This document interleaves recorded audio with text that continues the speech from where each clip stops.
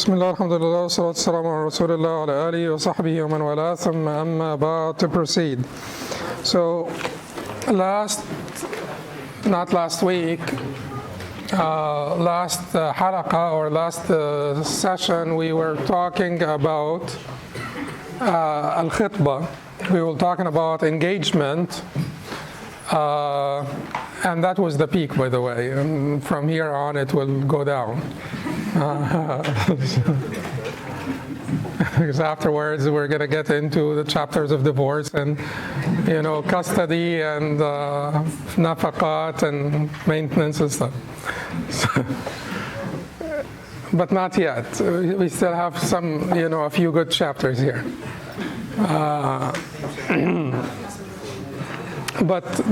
So last time we were talking, what did we address last time? What did we talk about last time?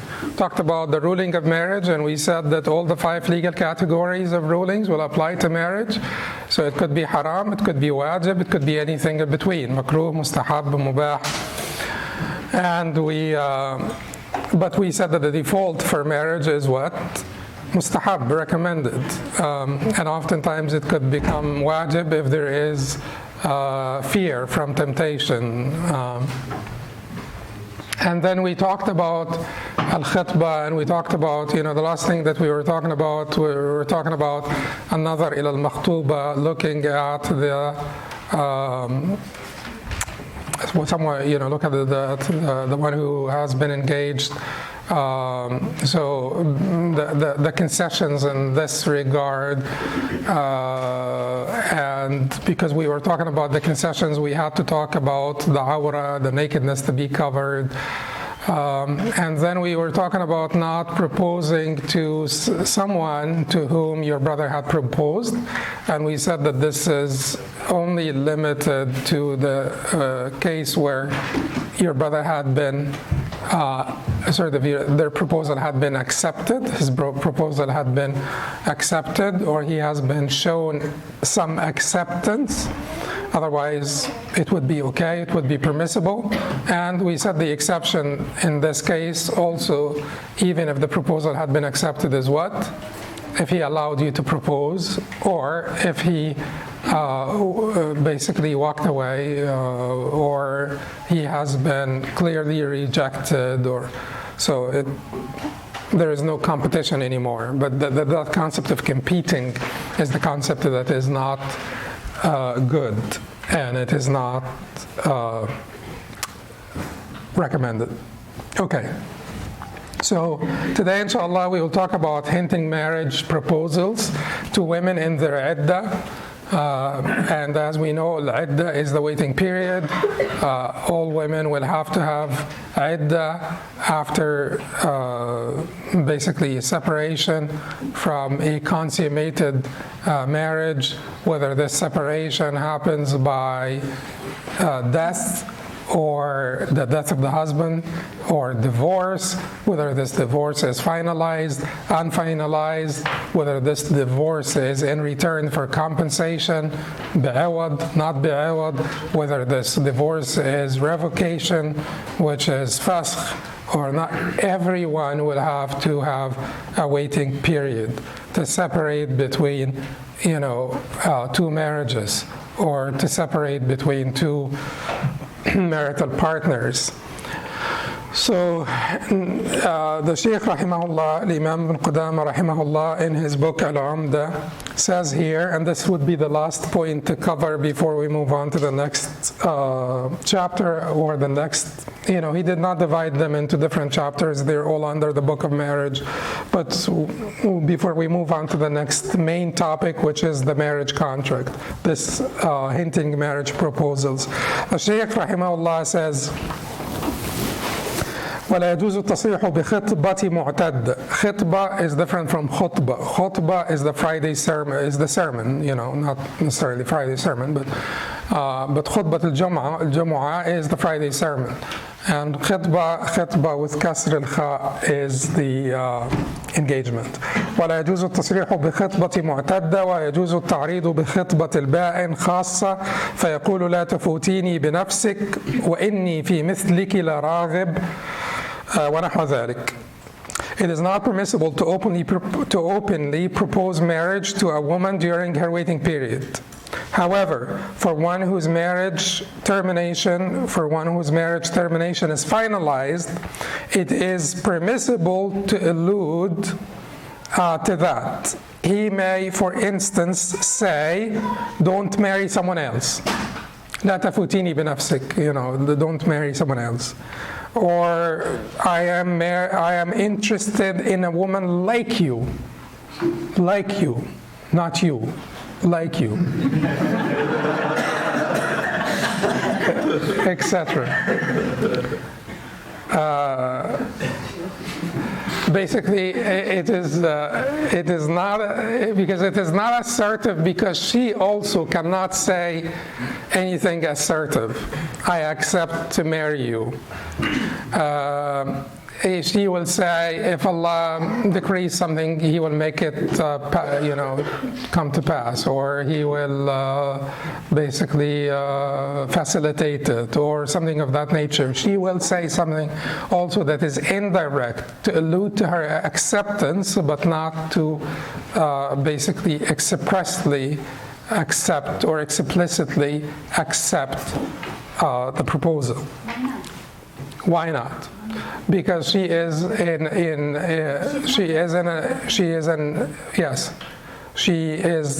not regained her equilibrium yet to be able to make a commitment like this.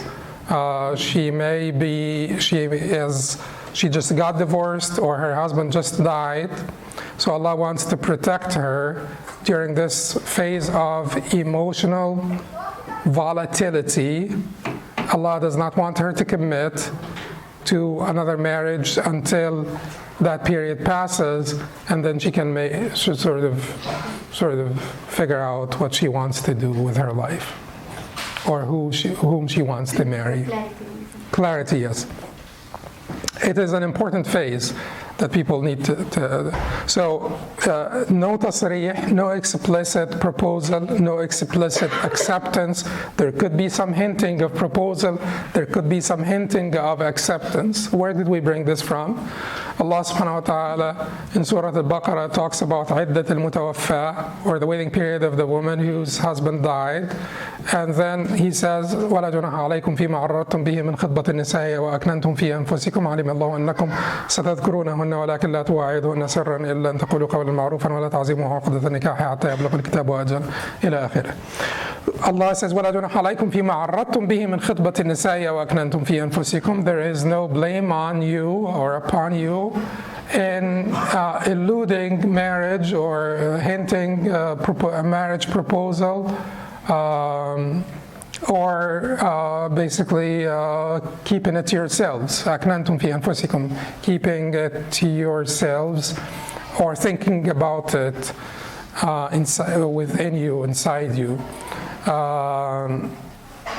So Allah says there is no blame in hinting or keeping it to yourself. Thinking about it, thinking that I will propose to this woman who, after her husband had died, she's still in her waiting period, that's still 4 months and 10 days, I will propose to her. You could say this to yourself, or you could approach her and say, if you're afraid that someone will beat you to her, you could approach her. And that shows you also that widows and divorcees during the time of the Prophet ﷺ and the companions, they were very much in demand. It's just like they did not even have to wait the entire waiting period before they get some hints of proposals.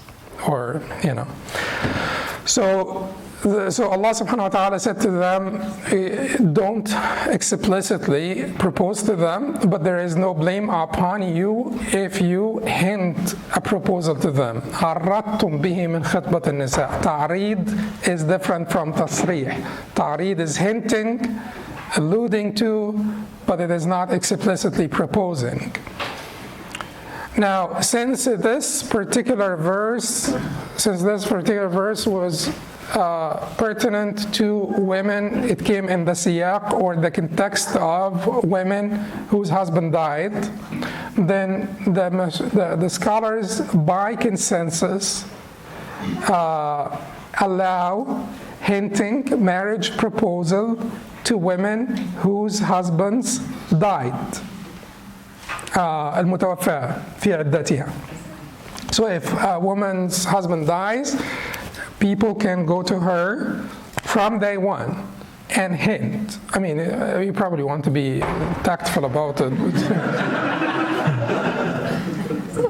But anyway, that's the permissibility, is that any time, during the waiting period, you could hint a marriage proposal.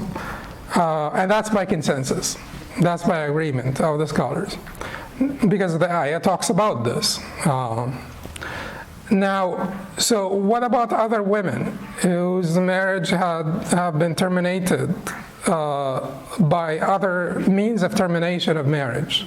So what do we have? We have death, and we have two different types of divorce. One that is called finalized, and one that is called unfinalized, right? Raj'i and ba'in. Unfinalized. Unfinalized would be ba'in. No. Wait a second. Unfinalized would be the raj'i. Finalized would be the ba'in.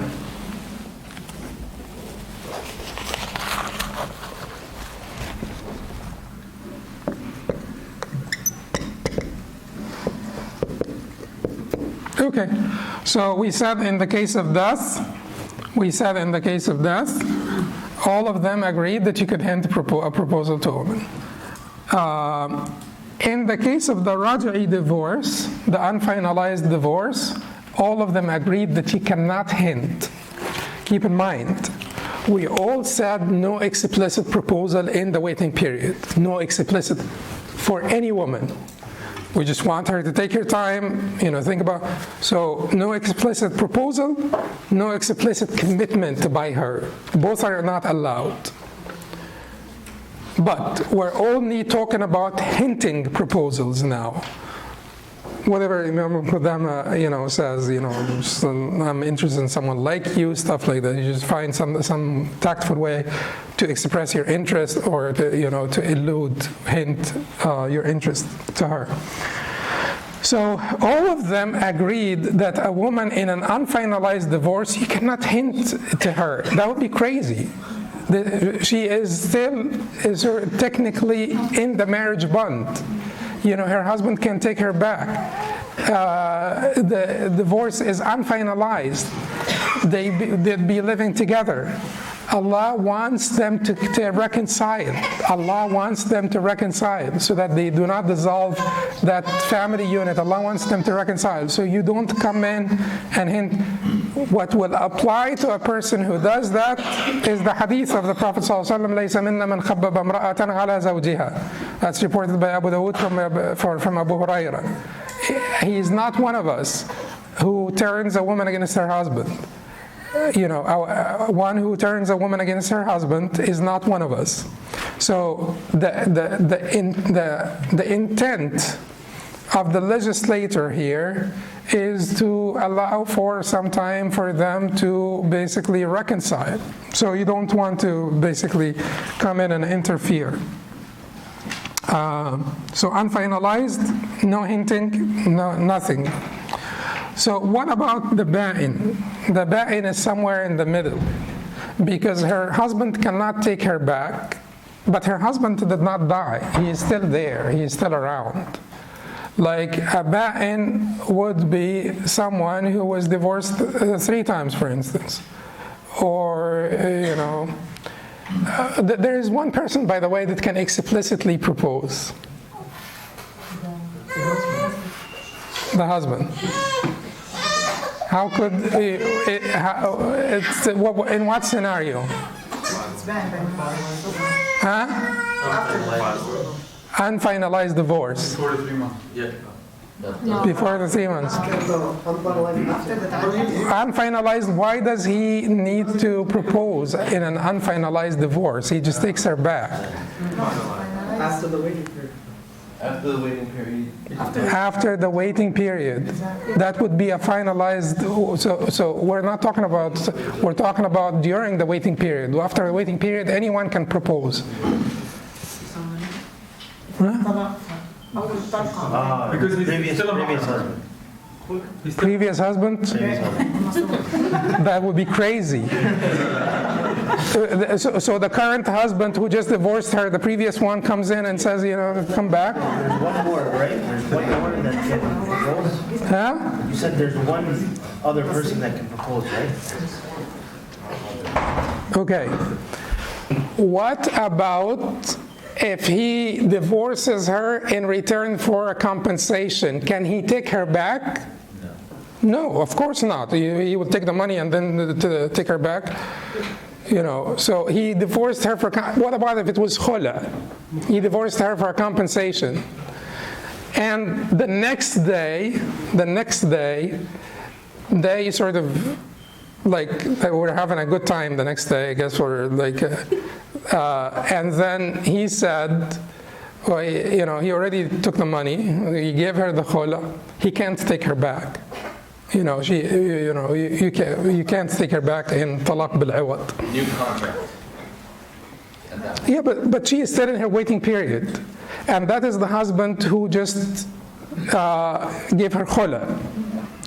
He cannot take her back. He can propose to her. He can propose to her. So, which means if she initiated the divorce, if she asked for khula, that's the only case, right? Brothers, any talaq that would make her basically not raj'iyya, her husband cannot take her back, but at the same time, her period did not end. So when is it that a man cannot take his wife back during her period? When is it that a man cannot take his wife back before her period ends? After the third. But after the third, he cannot propose to her. Propose what? Yes. But let's say it was after the first or the second, but it was in return for a compensation. Can he take her back? No, he cannot. Is she still in her period? Yes, she is. Can he propose to her? Yes, he can. He can without her marrying somebody else. Huh? He can without her marrying somebody else. No, he asked For khula, just a second here for khula, because I thought khula is like the third. No, khula is not like the third. Absolutely not. He can take her back if she agrees. It's just that, now he's proposing. Now he's not saying to her, I take you back. If it was the first talaq that he gave to her, not in return for compensation, and he wants to take her back, what does he say? I take you back. That's it, she's back. But if it was the first or the second, and she already gave him his mahr back to get a khula, can he say, I take you back? No. So then what he can do is propose. Let's come back together. And then they would be able to remarry. Khula is not like the third divorce. Some imams said khula is like the third. No, the difference between the imams is about khula, whether it is a talaq or fasq, whether it is divorce or revocation. It is not about khula being, ba'in, sort of finalized divorce without recourse. Finalized divorce without recourse. Is it with the new contract? What? Is it going to be with the new contract? What is going to be within your contract? Once he proposes to her and then they get married, is it going to be with a new contract? Once he proposes to her, is it going to be a new contract? Yes. Yeah, it is. It is because she is not raj'iyya, he does not have the right to take her back. So what about this ba'in here? Finalized divorce, like after the third time, she is ba'in. He can't take her back. And then someone else is interested in proposing. Is he allowed to hint? Huh? Imam said yes. Because if we are preventing him here, in the interest of reconciliation, why are we preventing him here? There is no way that they can reconcile, you know. And that is what the Imams Malik and Shafi'i and Ahmad said. He can hint a proposal. Imam Abu Hanifa said no. Yes? Okay, just to kind of clarify. If the original husband waits after the 3-month period, after it's been finalized, he is no longer, he cannot propose to his wife, correct? If the original husband waited after the 3 months, Yes. of course he can propose. If it was not the third divorce, if it was the first or second divorce, and the 3 months have gone by, he cannot take her back by saying to her, "I take you back," but he can propose like anyone else. No, guys, after the first or second, she doesn't have to get married first. Oh, and all of this is, we're going to have like complete chapters on all of those issues. So let's just focus on the sort of what we were talking about here. You'll have enough on divorce, inshallah, that, yeah. So that's the bottom line. Bottom line is, if you're not the husband, you know, you're never going to explicitly propose to a woman in her period. Can you hint a proposal? Yes, to which women? To a woman whose husband died, and according to the majority, but not Imam Abu Hanifa, to a woman whose marriage, whose divorce is finalized without recourse, the third divorce. The woman whose divorce is unfinalized, you can never hint to her, because that would be basically ruining the chances of reconciliation between her and her husband, and that's haram. Okay, the next, and we have a lot to cover today, so I'm just going to have to just go ahead and go quickly. I have a lot to cover. Spoken form for the marriage. The marriage contract, the Sheikh said, rahimahullah ta'ala, وَلَا يَنْعَقِدُ النِّكَاحِ إِلَّا بِإِجَابٍ مِنَ الْوَلِيِّ أَوْ نَائِبِهِ فَيَقُولُ أَنْكَحْتُكَ أَوْ زَوَّجْتُكَ وَقَبُولِ الزَّوْجِ أَوْ نَائِبِهِ فَيَقُولُ قَبِلْتُ أَوْ تَزَوَّجْتُ. So now we were talking about the spoken form of the marriage contract. The marriage contract is not valid without an offer, ijab, from the guardian or his agent, who says, أَنْكَحْتُكَ or زَوَّجْتُكَ, I marry you off to my ward. And an acceptance from the groom who says, I accepted or I married. Or any other word that would mean that would indicate acceptance or imply acceptance. So he says here that in order for the marriage to be valid, the marriage contract to be valid, there has to be ijab and qabul, offer and acceptance. Keep in mind, the offer has to precede the acceptance. And if you want, who's offering? It's the guardian that is offering his ward, his guardianee, in marriage to the groom. So it's the guardian offering the bride to the groom. That is called the offer, which is ijab. And then you accept, that is called qabul. If you reverse this, it's not valid. So if the groom says, give me your daughter, Khadija, in marriage, and then the guardian says, I give you my daughter, Khadija, in marriage, and then they walk away, no marriage has taken place. He has to say, and I know many people will freak out because that often happens. But in order for this to be valid, the offer has to precede the acceptance. I give you my daughter Khadija in marriage according to the Book of Allah and all of the stuff that we say. And then the groom says, I accept, I marry her, or something of that nature. If you want to make this a 3-step process instead of a 2-step process, because it may look awkward to you that the guardian will start by saying, I offer you before you ask for her in marriage, make it a three-step process, but it has to be a three-step process.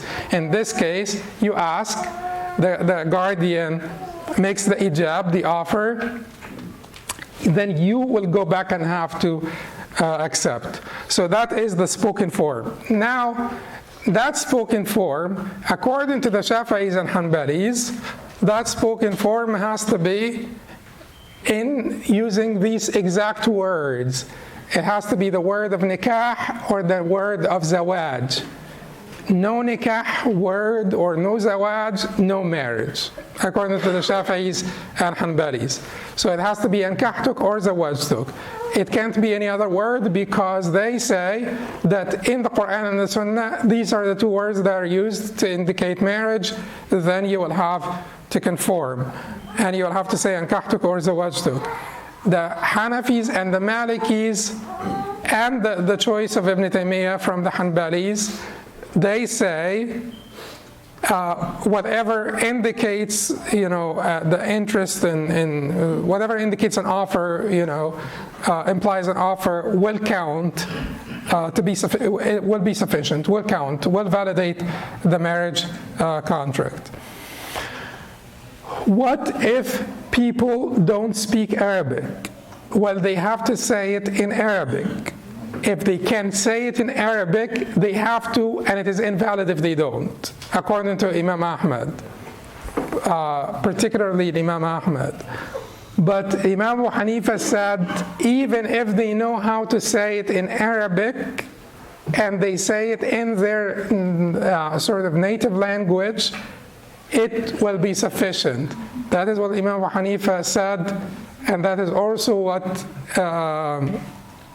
Imam Ibn Taymiyyah rahimahullah chose to be the stronger position.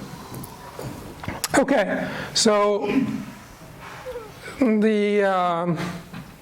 so now the spoken form. Does the spoken form have to be in these two words for all people who can speak, who can say them in Arabic? Yes, according to Imam Ahmad, and authorized the view.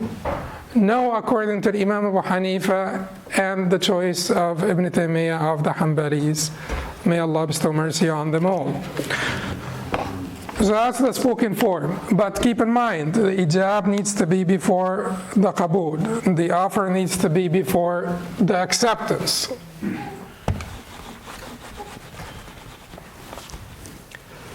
Let us talk about, the pillars and the conditions, but we will cover them, inshallah, in more detail in the next chapter. I cover them in more detail in the next chapter. The offer and acceptance, let's talk about the pillars and conditions. Pillars and conditions. So what are the pillars? The arkanun nikah. Any contract needs to fulfill its pillars and conditions to be a valid contract, correct? Yes. And we know the difference between the pillars and the conditions. The pillars are sort of inherent in the contract itself. The conditions are extraneous to it but necessary for its validity. Okay, so the pillars are what? We have to have two people that are marriageable to each other.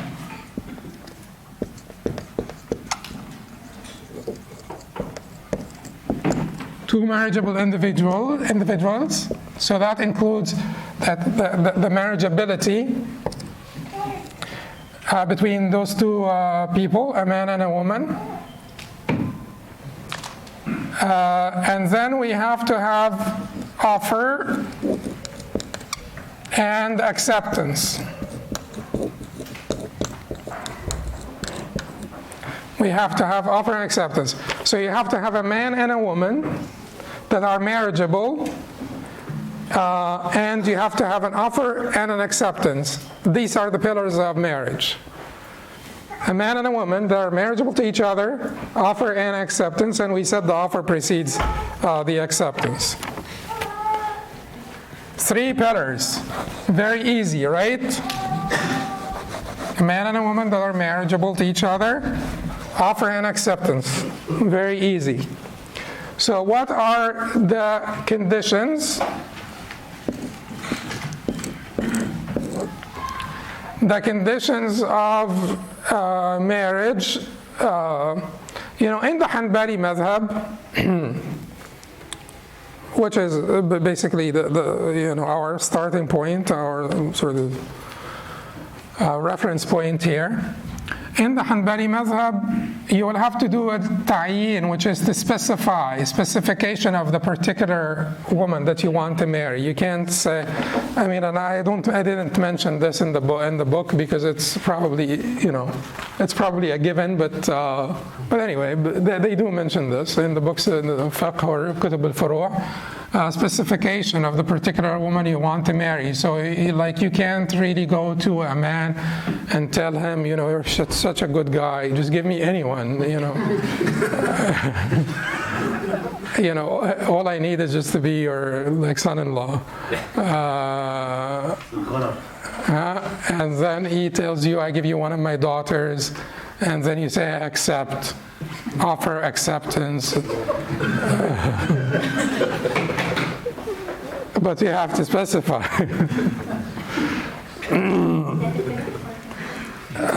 That's a condition. And then what else do we have in terms of conditions? Conditions for the marriage to be a valid marriage. You have to have the wali, okay, the guardian. And this condition, the guardian, is a condition according to the Malikis, Shafi'is, and Hanbalis. The Malikis, they have some details about this, and they differentiate between women and so on. But let's say the Shafi'is and Hanbalis consider this to be a condition for all women. The Hanafis do not consider this to be a condition of validity, even though it is a condition of luzum, which is what? لَيْسَ شَرْطَ صِحَّةَ شَرْطُ لُزُوم, which means that in order for this marriage to be binding, sort of irrevocable, no one can contest it.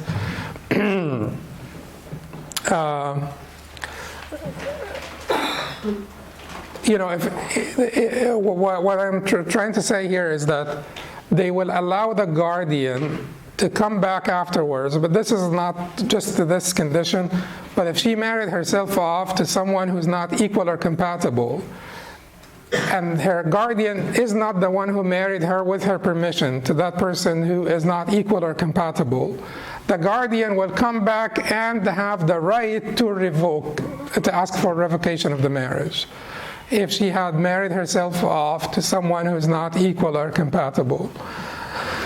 That's according to Imam Abu Hanifa. So he still reserves some right for the guardian, but it is not for the validity of the contract. It is basically for the bindingness of the contract and the inability of anyone to revoke it.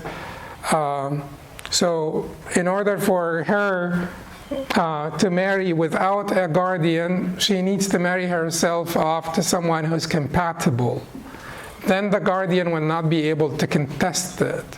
If she married herself off to someone who's incompatible, her guardian can come back and take them to court and contest it. Okay.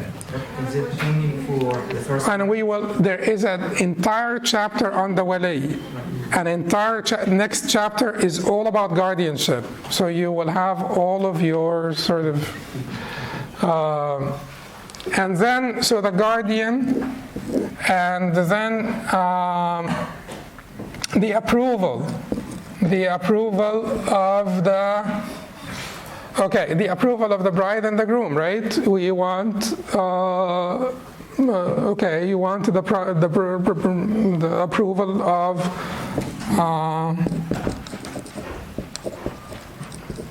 the bride and the groom.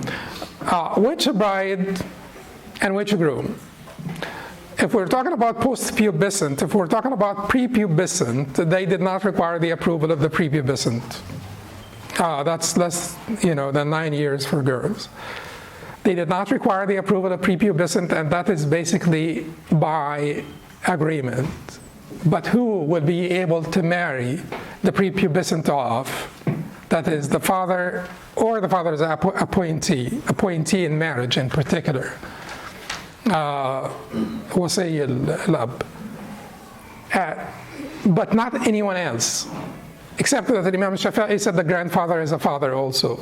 But the rest of them said the grandfather is not a father, is a grandfather. So it applies only to the father because they feel that the father have enough compassion that if he actually married off his prepubescent, and that does not apply to girls only, it applies to boys as well. So it is to both prepubescent. If the father decided to marry them off, they consider this to be a valid marriage without the approval of the prepubescent, because this could start at any age, by the way, just marriage. So two people said, well, Contract.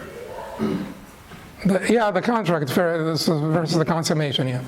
So two people said that we want, we feel that, my 6-year-old and your 5-year-old, there's such a great match, and let's get them married. They are allowed this. That flexibility is given to whom? Fathers only. According to the majority, or grandfathers according to the Shafi'i, or the appointee of the father, appointee in marriage. Okay, so that's prepubescent. Post-pubescent, they agreed that the groom has to approve. What about the bride?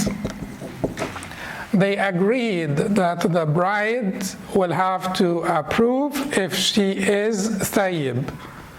Thayyib would be previously wed, but actually according to the Hanbalis, something I should probably change in, previously wed means that she was in a marital relationship, right?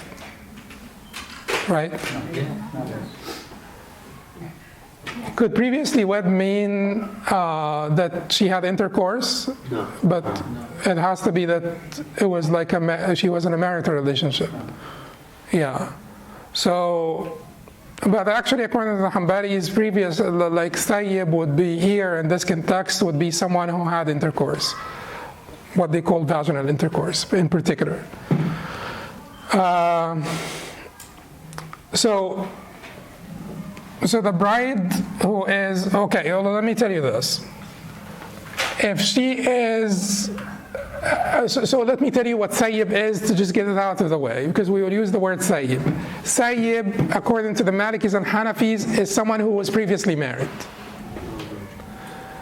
who had intercourse in a marriage, in a marital relationship. Thayyib, according to the Shafi'is and Hanbalis, is someone who had vaginal intercourse, period. Not necessarily in a marital relationship. Someone who had vaginal intercourse, period, not necessarily in a marital relationship. So now we have this word thayyib, okay? You understand what thayyib means, according to the different madhahib. And you have this word bikr. And you have the word saghira, which is prepubescent. And you have the word kabira, which is post-pubescent, old, kabira, post-pubescent. So now, we said the approval of the prepubescent, whether it is the boy or the girl, is not required, but that is the contract. They grow up and they don't like each other, they can walk away from each other. It's just a contract. We are saying here that the post-pubescent now, okay, so we have these different things.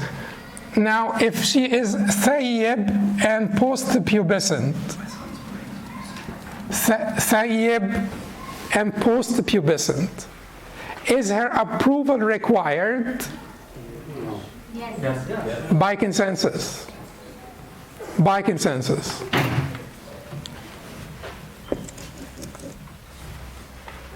If she is thayyib and prepubescent, is her approval required?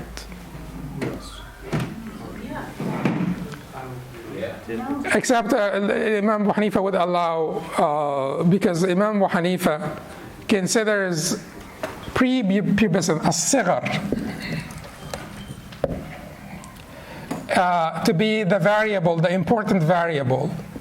Al-Bakara, which is virginity, is considered to be the important variable by Imam al-Shafi'i.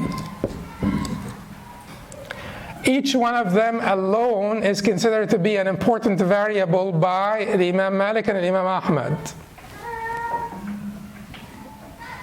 So both are considered to be important variables by Imam Malik and Imam Ahmad.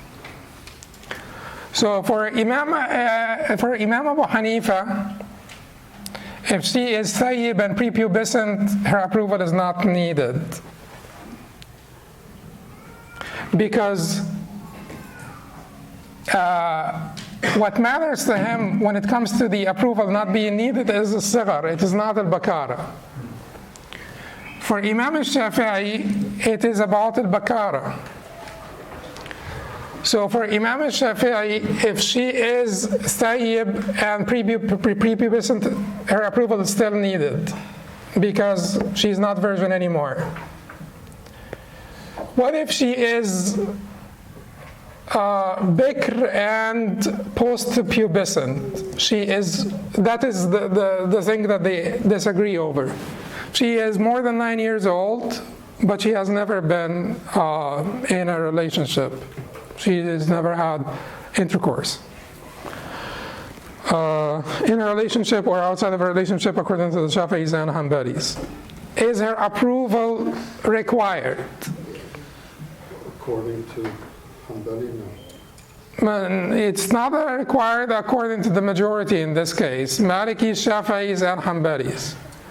But who is the mujbir in this case? Who's the mujbir? Who's the one who will marry her without her approval? Still the father, not any wali. Not any wali. This is important. It is still the father. Because the Prophet ﷺ said, al-yatimatu tusta'mar. The orphan will have, the orphan's approval will have to be, is required. The orphan's approval is required. Tusta'mar, like you seek her command. You seek her explicit approval. So al-yatimatu tusta'mar. So we are talking about a particular scenario here of the father alone, because we believe that he has overflow in compassion. But I give you a different scenario. The father wanted her to marry someone, and she pointed to someone else, and she's 10 years old, and she said, but I want to marry Hussein. What happens in this case? She is virgin, she is 10 years old virgin, and her father said, I wanted her to marry Hussein. The Hanbalis say that her father can marry her off without her approval. But they say, stop here. If she specified someone else, she overrules the father. Because al-nikah mabnahu ala al-raqba. Nikah is about sort of attraction, like interest and so on. And if she specifies someone else, she will overrule the father. And the father will be considered the adil, which is basically, adl is when you unwarrantedly, unjustifiably obstruct the marriage of your ward. So even though they said that the father is mujbir, the father may marry her off without her approval, but if she specifies one in particular, then she will overrule, they'll go to court, the judge will basically will give her precedence over her father because it's her marriage. So the idea here is, we're talking about the father, a virgin who's post-pubescent, can the father marry her without her approval? We removed one scenario, which is when he selects one and she selects another one, we said she will overrule. But she did not select anyone. He wanted her to get married. He found that compatible, because otherwise, if it was not compatible, she can take him to court. But he found a compatible suitor. Can he marry her off without her permission? Yes? No. Who said yes? Maliki, Shafi'is, and Hanbalis? No. Imam Abu Hanifa, and no was also the choice of Ibn Taymiyyah rahimahullah, who actually made a big deal out of it, and he wrote, how could he force her, if he can't force her to eat something that she doesn't like, or drink something that she doesn't like, or wear something that she doesn't like, how can he have the right to force her to sleep with somebody that she doesn't like? So anyway, so that is the breakdown. Now, the approval is another condition. The witnesses, so we said the approval is disambiguation, because I just need to finish. Disambiguation? It is, but it's going back to prepubescent tayyib. So is it one of the rules for marriage is that she has to pass puberty to consummate? We're talking about the contract now. Are we talking about consummation? Oh. Prepubescent. Or prepubescent is if she had her menses? Well, that is the default, but it is not basically a binding rule. Is she allowed to have intercourse without having her mens? Isn't that haram? No, it's not haram. Well, some people don't have their intercourse ever. Some people don't have their menses ever, by the way. So not all women will have menses. Right? You could have primary amenorrhea for life. You could have delayed menses. Some women can have their menses at age 16 and 17 and 18 and so on. So, but going back to this issue, approval for the prepubescent, whether it's boy or girl, is not required. Particularly if we're talking about prepubescent who has not been married before. Approval for a post-pubescent now, the groom will always be required. The bride, if she was married before, will always be required. The bride, if she was not married before, it's controversial. The Maliki, Shafi'is, and Hanbalis said her approval is not required. But if she specifies someone else, she will overrule. And Imam Abu Hanifa, and that was the choice of Imam Taymiyyah, said her approval is still required. And honestly, that is what we believe to be the stronger position. Because the Prophet ﷺ said, and even there is a particular report in Muslim from Abdullah ibn Abbas, where the Prophet ﷺ explicitly talked about mahal al-niza', which is the issue of contention here. He said, وَالْبِكْرُ يَسْتَأْذِنُهَا أَبُوهَا. And the version her father, so he said her father, will seek her permission. So we think that that particular position is the stronger position, that her approval is still required. Okay, witnesses. And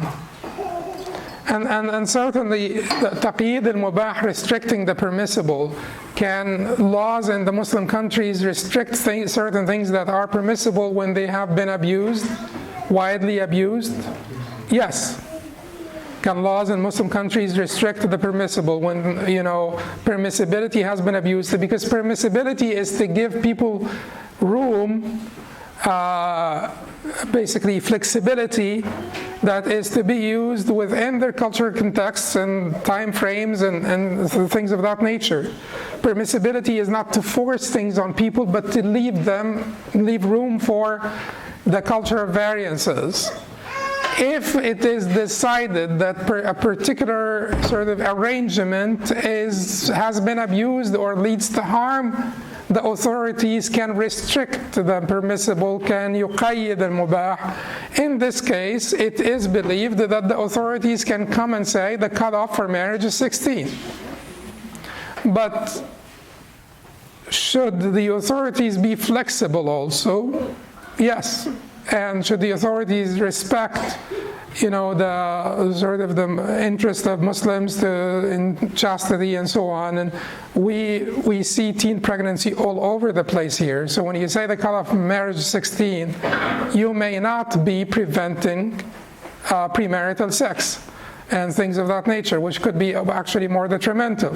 So maybe the authorities in Muslim countries would choose like a lower cutoff for marriage. They will say the cutoff for marriage is 14. Or they may say the cutoff for marriage is 16, and if it is less than 16, the father and they need to go to court or need to get permission, and so they need to see like a physician and a psychologist and so on to make sure that this type of arrangement is actually conducive to good. So, but anyway, some restriction of the mubah is permissible. Some of taqeed al-mubah is permissible in these scenarios. Now, the witnesses are a condition in marriage according to we have to have two witnesses, two male witnesses. We have to have two male witnesses according to Malik. No, not according to Malik.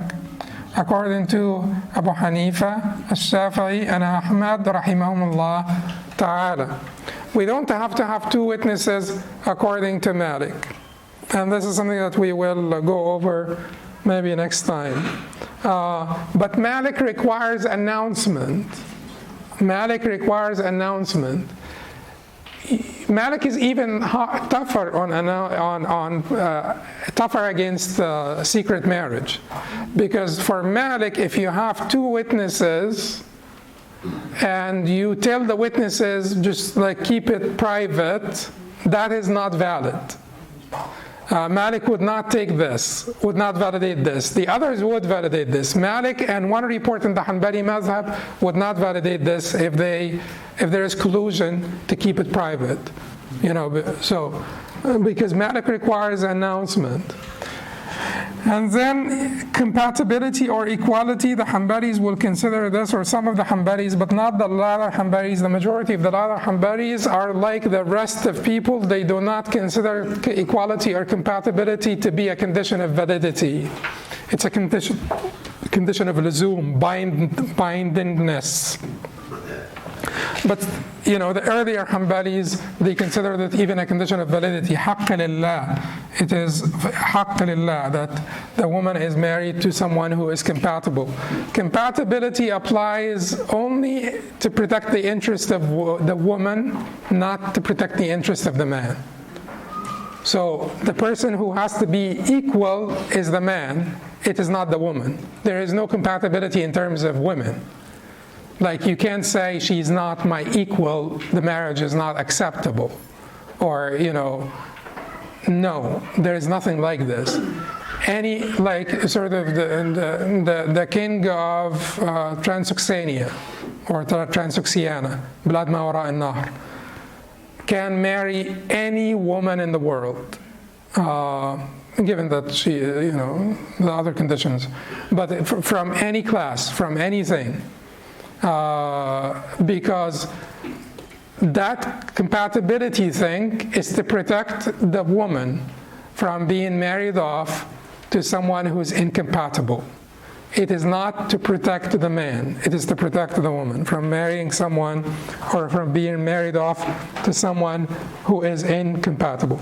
Anyway, but the vast majority consider compatibility or equality to be a condition of luzum, bindingness, meaning that the marriage can be revoked if there was no compatibility, but it is valid if all parties are okay with it. Who are all parties? 3. Bride, groom. No, actually, it's not even 3. Well, the groom needs to be happy with it also, because he, otherwise he's not going to get married. But anyway, but if the groom wants to marry a woman and the bride accepts and the wali accepts, the woman and her wali are both fine, then no one has any say in this marriage. No one can revoke this marriage. But if the bride, if let's say the father married off his daughter to someone is incompatible, she can go to court, she can take him to court and revoke the marriage. Let us say the daughter married someone, according to the Hanafis now, she married without her guardian, she got herself married to someone who is incompatible, her guardian can take her to court and get the marriage revoked. Because she was deceived into like a sort of a marriage that's unsuitable. These are the conditions, and I just, I branched off it. No, I didn't manage the time correctly this time. But I just wanted to get the pillars and the conditions all together so that we have the scheme and then we can address the details one at a time. We have the general scheme and then we can address the details one at a time. But we will go over these things in detail in subsequent classes, inshallah. So we didn't even finish the spoken form. But if you give me 7 minutes, maybe we can? Yes. Okay. Well, let's just finish the spoken form. Okay, so we said the spoken form, what is necessary here is offer and acceptance. The offer precedes the acceptance, and it has to be in these two words according to the Hanafis and Shafi'is, not necessarily according to the Malikis and Hanafis. It can be in any language according to the Hanafis, and that was the choice of Ibn Taymiyyah as well for people who don't speak Arabic, whose primary language is not Arabic. Then the Sheikh said, ويستحب أن يخطب قبل العقد بخطبة ابن مسعود التي قال علمنا رسول الله صلى الله عليه وسلم التشهد في الحاجة إن الحمد لله نحمده ونستعينه ونستغفره ونعوذ بالله من شرور أنفسنا ومن سيئات أعمالنا من يهدي الله فلا مضل له ومن يضلل فلا هادي له وأشهد أن لا إله إلا الله وأشهد أن محمدا عبده ورسوله. It is recommended that he make a statement before the contract using the words of Ibn Mas'ud, who said the Messenger of Allah صلى الله عليه وسلم taught us to make the following tashahhud, declaration of faith, for our various needs. Most verily, all praise is due to Allah. We praise Him and seek His assistance and forgiveness, and we repent to Him. We seek refuge with Allah from the evils of our inner selves and our wicked deeds. Whomever Allah guides cannot be misguided, and whomever Allah misguides cannot be guided. I testify that there is none worthy of worship except Allah, and I testify that Muhammad sallallahu alaihi wasallam is his worshipper, abd, servant, and messenger, Rasul. Okay. ويقرأ 3 آيات. يا أيها الذين آمنوا اتقوا الله حق تقاته ولا تموتن إلا وأنتم مسلمون. يا أيها الناس اتقوا ربكم الذي خلقكم من نفس واحدة وخلق منها زوجها وبث منهما رجالا كثيرا ونساء واتقوا الله الذي تساءلون به والأرحام إن الله كان عليكم رقيبا. يا أيها الذين آمنوا اتقوا الله وقولوا قولا سديدا. And it is also mustahab, recommended, that he recite 3 verses. O you who have believed, fear Allah as He should be feared, and don't die except as Muslims. O mankind, fear your Lord who created you from one soul and created from it its mate and dispersed from both of them many men and women, and fear Allah through whom you ask one another and the wombs. Indeed, Allah is ever over you an observer. O you who have believed, fear Allah and speak words of appropriate justice. So, all of that is recommended according to the form of Zahid. Ibn Hazm considers this obligatory. The proof of the majority against Ibn Hazm is that some marriages took place in the time of the Prophet ﷺ and did not start by khutbat al-Hajj. This is called khutbat al-Hajj, the khutbah of need. You start with it when you have a need, a major affair.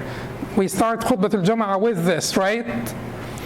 And also if there is something big, like a big ceremony, a big something of a major sort of importance, then you start with khutbat al-Hajj.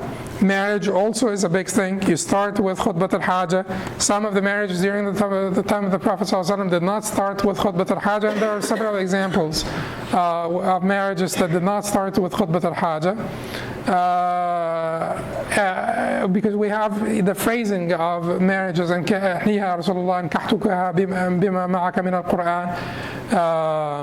أنكحتكها بما معك من القرآن means I give her to you in sort of return for teaching her what the Quran that you know. So there are certain marriages that have taken place during the time of the Prophet ﷺ and did not start with khutbat al-haja. So it is recommended, it is not mandatory. The final thing that the Sheikh said, وَيُسْتَحَبُّ إِعْلَانُ النِّكَاحِ وَالضَّرْبُ عَلَيْهِ بِالدُّفِّ لِلنِّسَاءِ. It is recommended to announce the marriage. Beating a duff, one-sided drum, is recommended for women. So, because the Prophet ﷺ said, أَعْلِنُ النِّكَاحِ, announce marriage. The Prophet ﷺ said, فَصْلُ مَا بَيْنَ الْحَلَالِ وَالْحَرَامِ, الصوت والدف, the distinction between halal and haram in terms of relationships is الصوت والدف, is voice, meaning announcement, والدف, that drum, beating the drum. Basically to make this, it is to guard against secret relationships. Now, إعلان النكاح, the announcement of marriage, and the shuhud, what is it that you need? إعلان النكاح is recommended. He said yustahab, it's recommended. Why is it recommended? Because they require shuhud.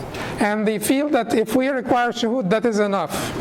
That is enough for the marriage to not be a secret marriage if we have two shuhud, if we have two witnesses. Okay, keep in mind, no announcement, no shuhud, no valid marriage according to anyone. Announcement and shuhud, that's the sort of the perfect scenario according to everyone. Shuhud, no announcement, Imam Malik would not take that. The three others will. Imam Malik and a report within the Hanbali madhab will not take that. Shuhud and no announcement, but we're not just saying shuhud and no announcement. Shuhud and there is collusion. There is some agreement between the shuhud and the bride and the groom. Keep it secret. Don't tell anyone. Don't announce. That is when Imam Malik comes and says, no, it is not valid.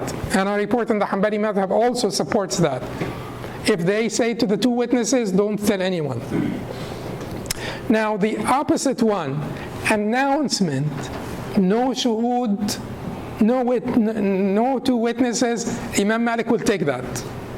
Because to him, the witnesses are not really sought for themselves, but it is about guarding against secret relationships. And if there is announcement, he says you don't need the shuhud. The Jumhur will say the Prophet ﷺ in a hadith said, لا نكاح إلا بولي وشهدي عدل, or shahidain, there is no marriage that's valid except with a wali and two witnesses. It is a long discussion, we will come to it, but that's the scenario. And that also tells us that al-Fiqh, which is patching, mixing between the mazahib, will never be valid if it circumvents the maqasid al-shara, the intent of the legislator, the objectives of legislation. So if you make talfiq and you say Imam Malik said you don't need shuhud and Imam Abu Hanifa said you don't need announcement, so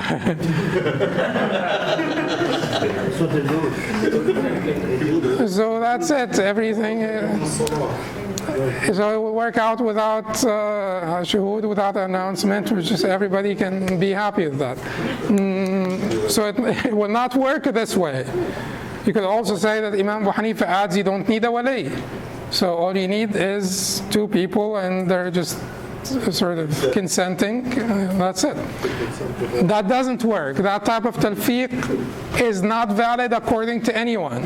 And we talked about talfiq before and when it is valid.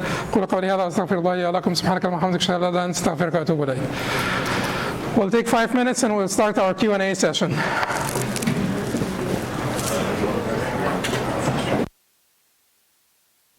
Sorry.